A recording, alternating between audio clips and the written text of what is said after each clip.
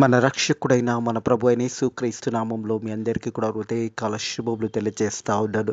దేవుని మహాకృపను బట్టి మరొక దినము చూసే ధన్యత దేవుడు తన కృప చేత మనకు అనుగ్రహించి మనల్ని సజీవులకి పెట్టిన దేవాది దేవుడైన మన ప్రభు అయిన యేసుక్రీస్తుకు కృతజ్ఞతాస్తుతులు చెల్లిస్తున్నాను. ప్రియ దేవుని సంగమా, దేవుని ప్రజలరా, దేవుని మహాకృపను బట్టి మరొక హృదయకాలం చూడగలుగుతున్నాము అంటే కేవలం దేవుని ఉచితమైన కృప చేతనే మరొక హృదయకాలం చూడగలుగుతున్నాము అనే సత్యాన్ని జ్ఞాపకం చేసుకొని దేవుని గణపరిచి దేవునిని మహిమపరిచి దేవుడు చేసిన మేలకన్నిటికీ కూడా కృతజ్ఞతాస్తుతులు చెల్లించుట ఎంతో మంచిది అనే సత్యాన్ని జ్ఞాపకం చేసుకోవాలి. ఈరోజు చూడని బిడ్డలు, ఈ సమయం చూడని బిడ్డలు ఎంతోమంది నిన్నటి రాత్రికాల సమయంలోనే ఈ లోక ప్రయాణం నుంచి వారు విడుదల పొందుకున్నా కానీ దేవుని ఉచితమైన కృప చేత దేవుడు మనకు రక్షణ పొందుకోవడానికి అవకాశం ఇస్తున్నాడు, రక్షణ పొందుకోవడానికి సమయాన్ని ఇస్తున్నాడు అనే సత్యాన్ని జ్ఞాపకం చేసుకొని మనలో ఉన్న ప్రతి పాపంను ఒప్పుకొని దేవుని సన్నిధిలో మన పాపంలన్నీ కూడా ఒప్పుకున్నట్టయితే ఆయన నమ్మదగిన వాడు, నీతిమంతుడు కనుక సమస్త పాపంలో నుంచి, దుర్నీతి నుంచి మనల్ని విడిపించి పవిత్రులుగా చేస్తాడని దేవుని వాక్యము తెలియజేస్తున్న ప్రకారము మనం అందరం కూడా మన పాపంలో ఒప్పుకున్నట్టయితే దేవుడు మన ప్రతి పాపం నుంచి మనకు విడుదల దయచేస్తాడని సత్యాన్ని జ్ఞాపకం చేసుకొని దేవుని సన్నిధిలో మన పాపంలో మనం ఒప్పుకున్నప్పుడు దేవుడు సమస్త పాపంలో నుంచి విడిపిస్తాడనే సత్యాన్ని జ్ఞాపకం చేసుకోవాలని ప్రభు పేరట తెలియజేస్తాను. హృదయకాలము దేవుని యొక్క వాక్యము ధ్యానించుకుందాము. సామెతల గ్రంథము 3వ అధ్యాయము 7వ వచనం నుంచి 14వ వచనం వరకున్న వాక్య భాగాన్ని ధ్యానించుకుందాము. సామెతల గ్రంథము 3వ అధ్యాయము 7వ వచనం నుంచి 14వ వచనం వరకున్న వాక్య భాగాన్ని ధ్యానించుకుందాము. భవిష్యత్తులో మనకు జ్ఞానం ఎంతో అవసరము. జ్ఞానానుసారంగా మనం నడుచుకున్నప్పుడు దేవుని ఆశీర్వాదాలను మనం పొందుకుంటాము అనే సత్యాన్ని జ్ఞాపకం చేసుకోవాలని ప్రభు పేరిట తెలియజేస్తా ఉన్నారు. సామెతల గ్రంథము 3వ అధ్యాయము 7వ వచనము. నేను జ్ఞానిని అని అనుకోవద్దు, యెహోవాయందు భయభక్తులు కలిగి చెడుతనమును విడిచిపెట్టుము. దేవుని సంగమా, దేవుని ప్రజలారా, నేను జ్ఞానిని అనుకోకూడదు. దేవుడిచ్చిన జ్ఞానాన్ని సరైన విధంలో జ్ఞానాన్ని వాడుకోవాలి. నేనే జ్ఞానవంతుని, నాకే ఎక్కువ జ్ఞానం ఉన్నదని ఎవరు కూడా అనుకోకూడదు. అతిగా జ్ఞానం కూడా దేనికి సాదృశ్యం అంటే నాశనానికి సాదృశ్యంగా ఉంటుంది. అందుకే వాక్యం అంటా ఉన్నది, నేను జ్ఞానిని అని అనుకోవద్దు, యెహోవాయందు భయభక్తులు కలిగి చెడుతనంను విడిచిపెట్టము. యెహోవాయందు భయభక్తులు కలిగి చెడుతనంను విడిచిపెట్టము. దేవునిందు భయభక్తులు కలిగినప్పుడు మనం చెడుతనాన్ని విడిచిపెట్టినట్టయితే ఆ రక్షణ అనుభవంలో మనము ముందుకు వెళ్తామన్న సత్యాన్ని జ్ఞాపకం చేసుకోవాలి. మనము అపవాదిని ఎదిరించాలంటే మొదట దేవునికి లోబడాలి. ఎప్పుడైతే మనం దేవునికి లోబడినప్పుడు, అపవాదిని గద్దించినప్పుడు అపవాది మనం ఇద్దరి నుంచి పారిపోతాడు. యాకోబు పత్రికలో రాయబడిన మాటలు ఇవి. దేవుని సంగమా, దేవుని ప్రజలరా, మనం దేవునికి లోబడినప్పుడు, అపవాదిని మనం ఎదిరించినప్పుడు అపవాది మన ఇద్దరి నుంచి పారిపోతాడు. అలాగే మనం యెహోవాయందు భయభక్తులు కలిగి చెడుతనంని లేదా పాపంని వదిలివేయాలి. పాప మార్గంలో మనం వెళ్ళకూడదు అని వాక్యము తెలియజేస్తూ ఉన్నది. ఎప్పుడైతే మనము దేవునిందు భయభక్తులు కలిగి మనం చెడుతనంని విడిచిపెడతామో మన ఆరోగ్యం కూడా మంచి ఆరోగ్యము దేవుడు అనుగ్రహిస్తాడనే సత్యాన్ని జ్ఞాపకం చేసుకోవాలి. 8వ వచనం. అప్పుడు నీ దేహంకు ఆరోగ్యమును, నీ ఎముకలకు సత్తయు కలుగును. దేవుని సంగమా, దేవుని ప్రజలరా, పాపము అని వదిలేసినప్పుడు మన శరీరంలో కూడా దేవాది దేవుడు మంచి ఆరోగ్యాన్ని దయచేస్తాడు, మంచి బలాన్ని దయచేస్తాడు, మంచి శక్తిని దయచేస్తాడు అది సత్యాన్ని జ్ఞాపకం చేసుకోవాలి. ఎందుకంటే యెహోవాయందు భయభక్తులు కలిగి చెడుతనంను విడిచిపెట్టుము, అప్పుడు నీ దేహంకు ఆరోగ్యము, మన శరీరానికి ఆరోగ్యం కలుగుతుంది. అలాగే చూసినట్టయితే మన ఎముకలన్నిటిలో బలము సమకూర్చబడుతుంది. ఎందుకంటే పాపం అన్నది మన నుంచి పోయినప్పుడు, ఆ భారం అన్నది మన నుంచి పోయినప్పుడు మనకు ఒక నెమ్మది కలుగుతుంది. శరీరం అంతా కూడా మరి మంచి ఆరోగ్యంతో పాటు ఎముకలకు కూడా మంచి బలాన్ని దేవుడు అనుగ్రహిస్తాడని సత్యాన్ని జ్ఞాపకం చేసుకోవాలి. అలాగే 9వ వచనము. నీ రాబడి అంతటిలో ప్రధాన ఫలము, నీ ఆస్తిలో భాగమిచ్చి యెహోవాని ఘనపరచుము. దేవుని సంగమా, దేవుని ప్రజలరా, దేవునికి కానుకలు ఇవ్వడము, అది సంతోషముతో ఇవ్వడము, ఆనందముతో ఇవ్వడము నేర్చుకోవాలి. ఎందుకంటే మనం దేవుని సన్నిధిలో దేవుని ఘనపరిచే విధానం చూసినట్టయితే దేవుడు చేసిన మేళ్ళని జ్ఞాపకం చేసుకుంటూ దేవునికి కృతజ్ఞతాస్తుతులు చెల్లిస్తూ దేవుని మహిమపరుస్తూ మన గుప్పిట్లు ఇప్పబడాలి. ఇప్పబడినప్పుడు ఏమవుతుంది అంటే దేవుని యొక్క ఆశీర్వాదం మనకు సమృద్ధిగా కలుగుతున్నది అనే సత్యాన్ని జ్ఞాపకం చేసుకోవాలి. అందుకే వాక్యం ఉంటుంది, రాబడి అంతటిలో ప్రధాన ఫలము, ప్రధాన ఫలము నీ యొక్క సంపాదనలో కానీ, నీ కష్టార్జితంలో కానీ, దేవుడు నీకు ఇచ్చిన మంచి ఉద్యోగంని బట్టి కానీ, దేవుడు నీకు ఇచ్చిన ఆశీర్వాదాన్ని బట్టి కానీ, మొదటగా నువ్వు దేవునికి ప్రధాన ఫలం ఇవ్వాలి. మనం చూస్తాము ఆది కాండములో దేవుని సగ్గ దేవుని ప్రజలరా ఏబేలును కయ్యూను చూస్తాము. వారిద్దరి కూడా ఆది కాండంలో 4వ అధ్యాయంలో చూసినప్పుడు శ్రేష్టమైన కానుకను ఏబేలు తీసుకురావడం జరుగుతుంది. తన సంపాదనలో ప్రధాన ఫలం అంటే ఆది కాండంలోనే 4వ అధ్యాయంలోనే ఈ యొక్క ప్రధాన ఫలం అనేది అప్పుడే ఇవ్వబడడం జరిగింది. కయ్యూని మాత్రం ఏదో ఇయ్యాలని తెచ్చి ఉన్నాడు, కానీ ఏబేలు ఆ రీతిగా తెలియదు. తన అన్నిటిలో మంచి శ్రేష్టమైన ఆ గొర్రెపిల్లను దేవునికి ఇవ్వడానికి వచ్చాడు. కానీ కయ్యూను మాత్రము ఏదో నేను సంపాదించాను కదా, ఏదో దేవునికి ఇవ్వాలి కదా అని వచ్చినప్పుడు ఇద్దరు అర్పణలు తీసుకొని దేవుని దగ్గరకు వచ్చినప్పుడు ఎవరి అర్పణలు స్వీకరించబడ్డాయి అంటే ఏబేలుకు అర్పణలు దేవుడు అంగీకరించి ఉన్నాడు, కయ్యూనుకు అర్పణను దేవుడు అంగీకరించలేదు. కారణం ఏంటంటే హృదయంలో మంచి ఆలోచన కలిగి కయ్యూను తీసుకురాలేదు. కయ్యూను ఏదో ఇవ్వాలి కదా, కష్టపడ్డాను కదా, ఏదో దేవునికి ఇవ్వాలి అని తెచ్చాడు, కానీ ఏబేలు మాత్రము సంతోషముతోనే అర్పణము దేవుని సన్నిధికి తీసుకొని వచ్చి శ్రేష్టమైనది తీసుకొని దేవుని దగ్గర తీసుకొచ్చినప్పుడు దేవుడు ఏబేలు అర్పణను అంగీకరించి ఉన్నాడు. కయ్యూను అర్పణ ఎందుకు అర్పించినా కానీ దేవుడు ఎందుకు అంగీకరించలేదంటే తన హృదయ ఆలోచనలు చెడ్డగా ఉన్నాయి, హృదయ తలంపులు చెడ్డగా ఉన్నాయి. దేవునికి మనం ఇస్తున్నప్పుడు, మన ప్రధాన ఫలములు మనం ఇస్తున్నప్పుడు, మన జీతమును మనంలో 10% ఇస్తున్నప్పుడు కూడా సంతోషముతోనే ఇది సేవా పరిచర్య నిమిత్తం ఇస్తున్నాను.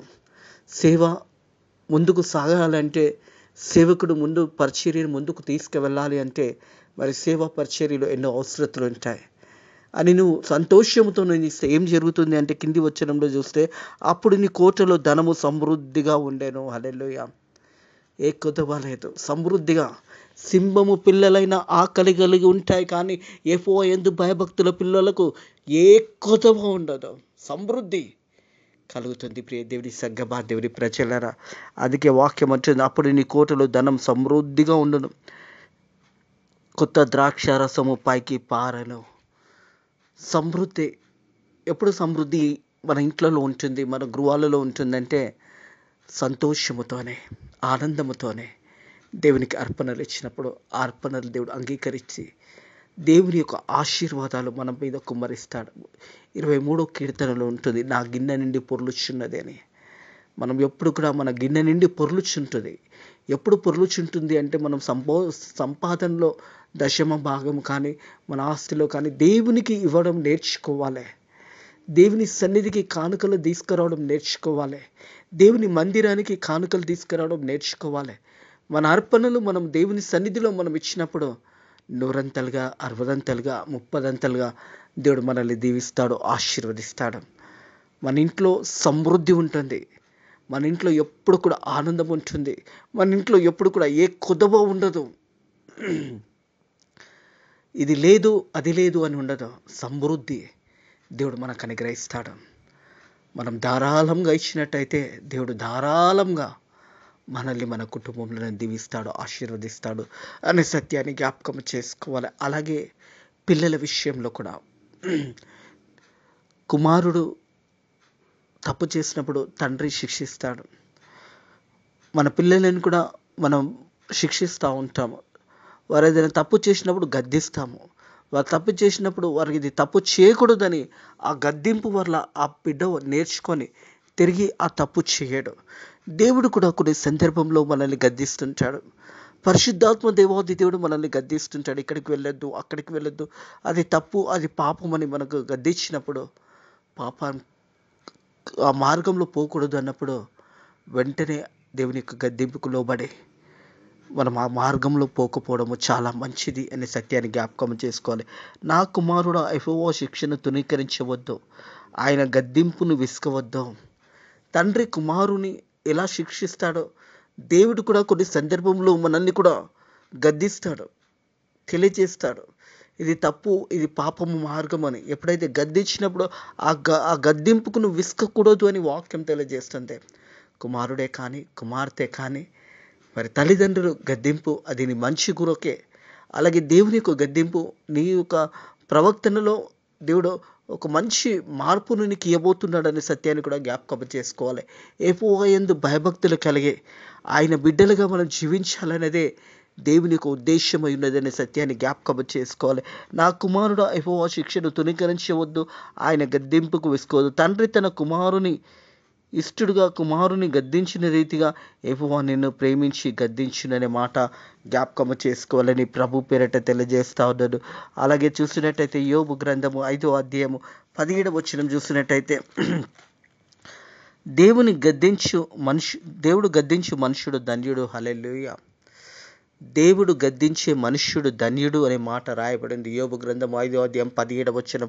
ప్రియ దేవుని సంగమా, దేవుని ప్రజల, దేవుని గద్దింపుకు నువ్వు లోబడినప్పుడు నువ్వు ధన్యుడవు, నువ్వు ధన్యురాలువు. ఆ గద్దింపు నీ మంచికే అని సత్యాన్ని జ్ఞాపకం చేసుకోవాలని ప్రభు పేరట తెలియజేస్తా ఉన్నాను. కాబట్టి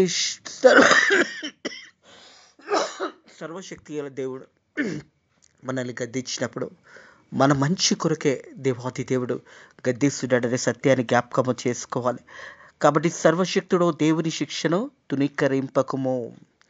సర్వశక్తి గల దేవాది దేవుని యొక్క గద్దింపును తునీకరింపకము.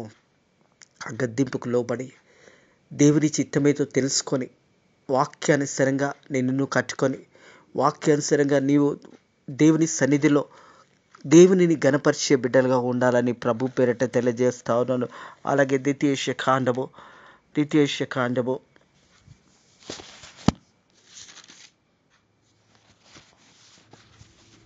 8వ అధ్యాయము 5వ వచనము. ఒకడు తన కుమారుని ఎట్లా శిక్షించునో అట్లనే నీ దేవుడైన యెహోవా నిన్ను శిక్షించువాడని నువ్వు తెలుసుకొని ఆయన మార్గంలో నడుచుకున్నట్టు ఆయనకు భయపడినట్టు నీ దేవుడైన యెహోవా ఆజ్ఞను గైకొనవలెను. హల్లెలూయా. తండ్రి కుమారుని ఏ రీతి అయితే గద్దిస్తాడో, ఒక తండ్రి కుమార్తెని ఏ రీతి అయితే గద్దిస్తాడో, దేవుడు కూడా మనల్ని కూడా గద్దించినప్పుడు ఆ గద్దింపుకు లోబడి దేవుని మార్గంలో మనల్ని నడిపించడానికి దేవుడు గద్దిస్తున్నాడు. అది సేవకుని ద్వారా కావచ్చు, లేదా దేవుని యొక్క భక్తుల ద్వారా కావచ్చు. దేవుడు కొన్ని సందర్భంలో తన సేవకుల ద్వారా గద్దింపిస్తాడు.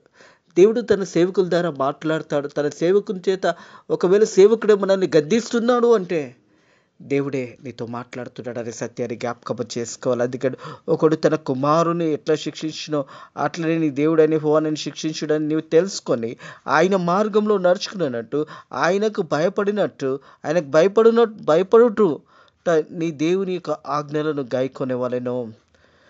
నీ దేవుడైన యెహోవా ఆజ్ఞలను గైకొనవలెను. దేవుడు ఇచ్చే ఆజ్ఞలను గైకొని దేవుడు మనల్ని ప్రేమిస్తున్నాడు కాబట్టి మనల్ని గద్దిస్తున్నాడు.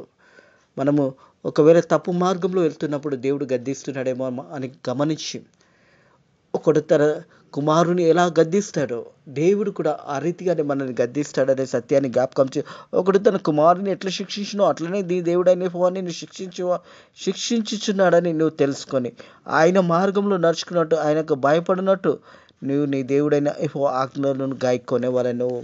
అలాగే చూసినట్టయితే ఎబ్రీలకు రాసిన పత్రిక 12వ అధ్యాయము 5వ వచనం చూసినట్టయితే ఎబ్రీలకు రాసిన పత్రిక 12వ అధ్యాయం 5వ వచనం. నా కుమారుడా, ప్రభుచే శిక్షను తునకరించవద్దు, ఆయన నిన్ను గద్దించినప్పుడు విసుకకము. ప్రభు తన ప్రేమించి వారిని శిక్షించి తన స్వీకరించిన ప్రతి కుమారుని దండించి అని కుమారులతో సంభాషించినట్టు మీతో కూడా సంభాషించినట్టు హెచ్చరికను మర్చితిరా. ఈ మాటలన్నీ కూడా అపోస్తుడైన పౌలు తిరిగి ఎబ్రీ పత్రికలో జ్ఞాపకం చేస్తూ ఉంటాడు. ప్రియ కుమారుడా, ప్రియ కుమార్తె, తల్లిదండ్రుల శిక్షను ఎప్పుడు కూడా తునీకరించకూడదు. దేవుడు మనల్ని గద్దిస్తున్నాడు అంటే కూడా దేవుడు నేను సరైన మార్గంలో పెట్టడానికి దేవుడు నేను గద్దిస్తున్నాడని సత్యాన్ని జ్ఞాపకం చేసుకోవాలని ప్రభు పేరట తెలియజేస్తూ ఉన్నాడు. తల్లిదండ్రులు మన మంచి కొరకే వారు గద్దిస్తారు. యవన బిడ్డలను గద్దించినప్పుడు మీరేది నాకు చెప్పేది సమస్తము తెలుసు అంటే వారికి ఏమీ తెలియదు. ఎందుకంటే ఆల్రెడీ తల్లిదండ్రులు వారి యొక్క జీవితంలో అవన్నీ కూడా అనుభవించిన తర్వాతనే వారు మిమ్మల్ని గద్దిస్తున్నారనే సత్యాన్ని జ్ఞాపకం చేసుకోవాలి. అలాగే దేవుని గద్దింపుకు ఎప్పుడు కూడా విసుకకూడదు. అది సేవకుని ద్వారా దేవుడు మాట్లాడొచ్చు.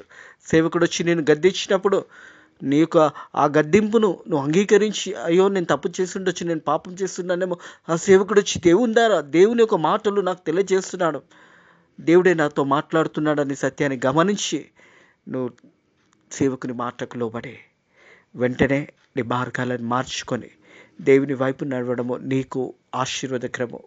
ప్రియ కుమారుడా, ప్రియ కుమార్తె, నీ తల్లిదండ్రుల గద్దింపు కానీ సేవకుల గద్దింపు కానీ అది నీ మంచి కొరకే. దేవుడే సేవకుల ద్వారా మాట్లాడతాడనే సత్యాన్ని జ్ఞాపకం చేసుకోవాలి. ఒక సేవకులు వచ్చి మనం గద్దిస్తున్నప్పుడు, యవన బిడ్డలుగా మీరు ఉన్నప్పుడు, అది నీ మంచి కొరకే సేవకుడు నీతో మాట్లాడుతున్నాడు అనే సత్యాన్ని జ్ఞాపకం చేసుకోవాలి. అలాగే తండ్రి తనకి ఇష్టమైన కుమారుని గద్దించిన రీతిగా యెహోవా తన ప్రేమించువాని గద్దించును. జ్ఞానము సంపాదించువాడు ధన్యుడు, వివేచన కలిగిన నరుడు ధన్యుడు. జ్ఞానము సంపాదించుకోవాలి. మనకెంత జ్ఞానం అయితే దేవుడు ఇచ్చాడో అంతే జ్ఞానంలో నువ్వు ముందుకు సాగిపోవాలి. ఇంకా ఎక్కువగా నేను జ్ఞానిని, అన్నీ నాకు తెలుసు అనుకోకూడదు. జ్ఞానము సంపాదించుకోవాలి, వివేకము సంపాదించుకోవాలి, బుద్ధి జ్ఞానము సంపాదించుకోవాలి, ఎవరితో ఎలా మాట్లాడాలో నేర్చుకోవాలి. అవన్నీ కూడా వాక్యానుసారంగా మనం నేర్చుకున్నప్పుడు, వాక్యానుసారంగా మనం జీవించినప్పుడు మనం ధన్యులము, ధన్యురాలము అని వాక్యము తెలియజేస్తూ ఉంది. జ్ఞానము సంపాదించువాడు ధన్యుడు, విమోచన కలిగిన నరుడు ధన్యుడు. వెండి సంపాదించు కంటే జ్ఞానము సంపాదించటం మేలు, అపరంజి సంపాదించు కంటే జ్ఞాన లాభము నొందుట మేలు. జ్ఞానము, అందుకే యాకోబు పత్రికలో ఉంటుంది, ఎవరికైనా జ్ఞానము కొదువైనట్టయితే, దేవుని అడిగినట్టయితే దేవుడు ధారాళంగా జ్ఞానంను దయచేస్తాడు. ప్రతి మానవునికి దేవుడు జ్ఞానాన్ని దయచేశాడు. ఒక్కొక్క మానవునికి ఒక్కొక్క రీతిగా దేవుడు జ్ఞానాన్ని దయచేశాడు. ఆ జ్ఞానాన్ని బట్టి దేవుని గణపరిచి, దేవునిని మహిమపరిచి, దేవుడు చేసిన మేలైన అన్నిటిని బట్టి దేవునికి కృతజ్ఞతాస్తుతులు చెల్లించి, దేవునిని మహిమపరిచి, దేవుడు చేసిన మేలైన అన్నిటికీ కూడా కృతజ్ఞతాస్తుతులు చెల్లించాలి. దేవుని గణపరచాలి, దేవుని మహిమపరచాలి. అందుకే అంటుంది కదా, వెండి సంపాదించు కంటే జ్ఞానము సంపాదించటం మేలు. ప్రియ దేవుని సంగమా, దేవుని ప్రజలరా, మరి వెండి సంపాదించు కంటే జ్ఞానము సంపాదించుట ఎంతో మేలు.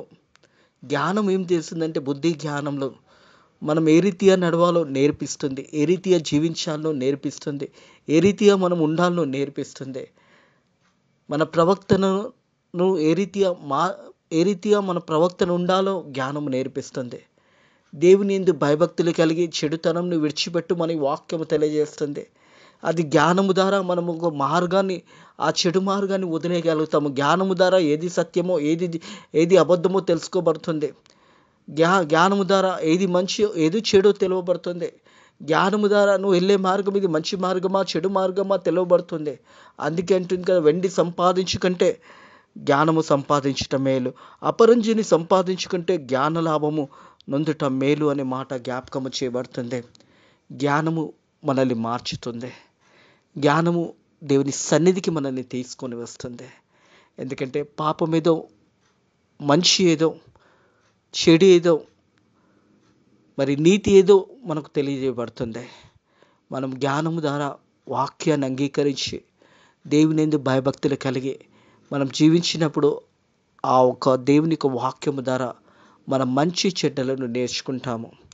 మంచి ఏదో మనం గ్రహించగలుగుతాము, చెడు ఏదో మనం తెలుసుకొని చెడును విడిచిపెట్టి మంచిని చేర్చుకోవడం ఎంతో మంచిది. దేవుని యందు భయభక్తులు గల జీవితాలు జీవించాలంటే నీ జీవితంలో కూడా పాపాన్ని వదిలేసి యేసయ్యను హత్తుకొని జీవించాలి. ఎందుకు దేవుడు మనకు ఆయుష్కాలం ఇస్తున్నాడు? ప్రతి దినము మనల్ని ఎందుకు దేవుడు జ్ఞాపకం చేసుకుంటున్నాడు అంటే, మనం ఇంకా రక్షణ పొందుకోలేదేమో, మనం ఇంకా సంపూర్ణమైన రక్షణ కలిగి మనం జీవించలేకపోతున్నామేమో. అందుకే దేవుడు నీకు నాకు సమయాన్ని ఇస్తున్నాడు.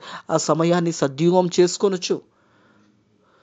దేవునికి ఇష్టడుగా బతకాలి. మనలో దేవునికి ఏదైతే ఇష్టం లేదో దాన్ని తీసి పారేసుకొని, ఏదైతే దేవుడు మన నుంచి కోరుకుంటున్నాడో దాని ప్రకారము, మంచి ప్రకారము జీవించడమే నిజమైన దేవుని యొక్క బిడ్డల గురించి యేసయ్య ఆ రీతిగా మనల్ని మంచి జీవితాలు జీవించాలని కోరుతున్నాడు. అనే సత్యాన్ని జ్ఞాపకం చేసుకోవాలని ప్రభు పేరట తెలియజేస్తా ఉంటారు. ప్రియ దేవుని సంగమా, దేవుని ప్రజలరా, దేవుడు చేసిన మేళ్ళను ఎప్పుడు కూడా మర్చిపోకూడదు. నా ప్రాణమా యెహోవాని సన్నతించుము, ఆయన చేసిన మేళ్ళను దేనిని కూడా మరవకూడదని వాక్యము తెలియజేసిన ప్రకారము ప్రతిరోజు దేవునికి కృతజ్ఞతాస్తుతులు చెల్లిస్తూ, దేవుని మహిమపరుస్తూ, దేవుని ఘనపరుస్తూ, దేవుడిచ్చిన ఆశీర్వాదాలను జ్ఞాపకం చేసుకుంటూ కృతజ్ఞత పూర్వకంగా జీవించి అలాని దేవుని యొక్క వాక్యం తెలియజేస్తుంది.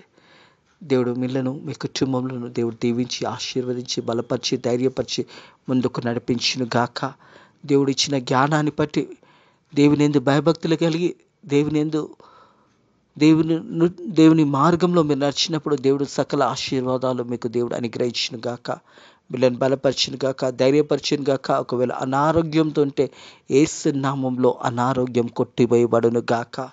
మీ ఆర్థిక ఇబ్బందులతో కష్టంలో ఉన్నట్టయితే ప్రతి కష్టాన్ని దేవుడు తీసేసి మీకు సమృద్ధిని దేవుడు దయచేయను గాక. మీ కన్నీరు తుడిచివేసి నోటి నుండా మీకు దేవుడు నవ్వును అనుగ్రహించును గాక. దేవుడు మీ పిల్లలను దీవించి ఆశీర్వదించును గాక. అలాగే మీరు చేసిన పనులన్నింటినీ కూడా దేవుడు దీవించి ఆశీర్వదించును గాక. మీ ఉద్యోగాలంతా కూడా దేవుడు మీ కాపుదల రక్షణ దయచేసి రాకపోకలంతా కూడా దీవించి దేవుడు మీకు ఎల్లప్పుడూ కూడా దేవుడు మీకు మీ కుటుంబంలోకి తోడయుండును గాక. ప్రార్థన చేసుకుందాము. పరిశుద్ధుడా దేవానికి ధరములు స్తోత్రములు తండ్రి. ఉదయకాలం నీ వాక్యము ద్వారా మాతో మాట్లాడి యెహోవా యందు భయభక్తులు కలిగి చెడుతనం విడిచిపెట్టుట అని వాక్యము ద్వారా మాతో మాట్లాడి నైనా ప్రభా, అలాగే అర్పణ విషయంలోతో మాతో మాట్లాడిన దేవానికి వందనములు. సంతోషముతోనే కృతజ్ఞతాపూర్వకంగా అర్పణలు ఇచ్చినప్పుడు సమృద్ధి నైనా ప్రభా నువ్వు ఇస్తావని వాగ్దానం చేసిన దేవా నీకు వందనములు స్తోత్రములు తండ్రి. ప్రభా, మాకు ఇచ్చిన జ్ఞానాన్ని బట్టి కూడా నీ కృతజ్ఞతాస్తుతులు చెల్లిస్తున్నాను. మాకు ఇచ్చిన జీవితాలను బట్టి కూడా నీ కృతజ్ఞతాస్తుతులు చెల్లిస్తున్నాను తండ్రి. జ్ఞానంని నైనా ప్రభా, మరి జ్ఞానం ద్వారా మేము నడుచుకోవడానికి నీ కృప ద్వారా సాయం చేయండి. మా దేశాన్ని, మా ప్రజలని కాపాడండి, మా నాయకులను కాపాడండి, మా సేవకులను కాపాడండి. నేను సేవంక విస్తారపరచడానికి, భారతదేశం అంతా కూడా సువార్త ప్రకటించడానికి నీ కృప ద్వారా సాయం చేయమని యేసయ్య ఈరోజంతా కూడా నీ యొక్క కాపుదల రెక్కల కింద భద్రత మాకందరికీ కూడా దయచేయమని నజరుడైన యేసుక్రీస్తు నామంలో ఈ ప్రార్థనని వేడుకుంటున్నాము తండ్రి, ఆమెన్. మన లోకరక్షకుడైన మన ప్రభువైన యేసుక్రీస్తు యొక్క కృపా సమాధానంలో ఇప్పుడు ఎల్లప్పుడూ సదాకాలము మీకును, మీ కుటుంబంలో, మీ గృహాలకు తోడైండును గాక. ఆమెన్.